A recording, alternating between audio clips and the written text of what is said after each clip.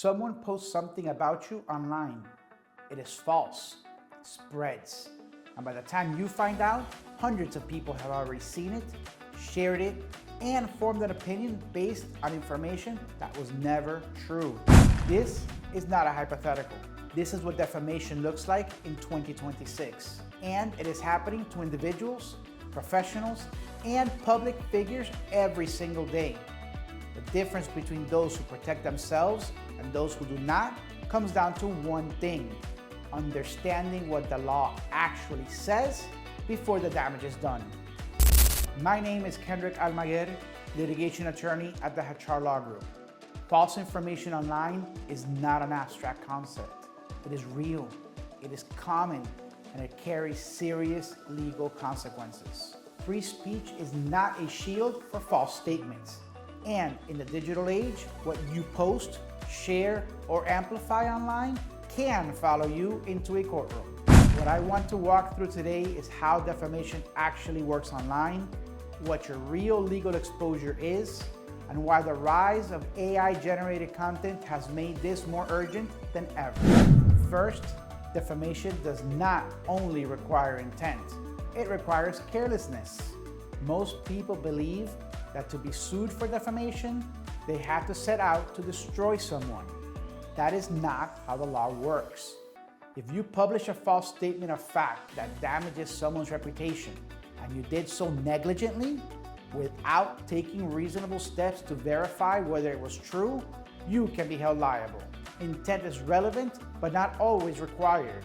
In the context of online behavior, this means that sharing something because it looked credible or because someone you followed posted it is not a defense. The legal standard is whether a reasonable person would have verified the information before publishing it. That standard is applied to you. Second, Section 230 protects the platform, not you. There is a widespread misunderstanding that social media platforms bear responsibility for what their users post. Under Section 230 of the Communications Decency Act, platforms are generally immune from liability for the content published by their users. That immunity does not extend to the individual who posted the content. You are responsible for what you publish. You are responsible for what you share when you know or should have known it was false. The platform will not defend you. The platform will not pay your damages. When a defamation claim moves forward, it moves forward against the person behind the post. Third, AI-generated content does not remove your liability.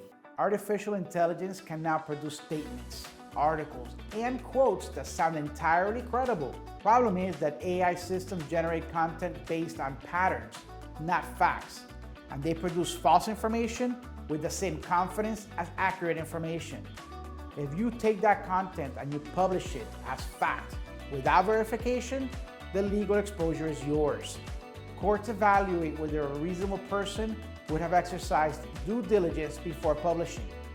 The fact that a machine produced the content is not a defense. What matters is that you chose to share it. The new digital environment has not changed the foundation of defamation law. What it has changed is the speed and scale at which information travels. What used to reach a handful of people now reaches thousands in minutes. And the damage to someone's reputation, their career, their relationships moves at that same speed. The damage happens in seconds. The litigation takes years. Do not let a post, a share, or an unverified AI-generated statement become the reason you are sitting across from an attorney explaining what you were thinking. If you have published something you are not sure about, or if you're dealing with false information being spread about you, now is the time to act. Click the link below to book a consultation.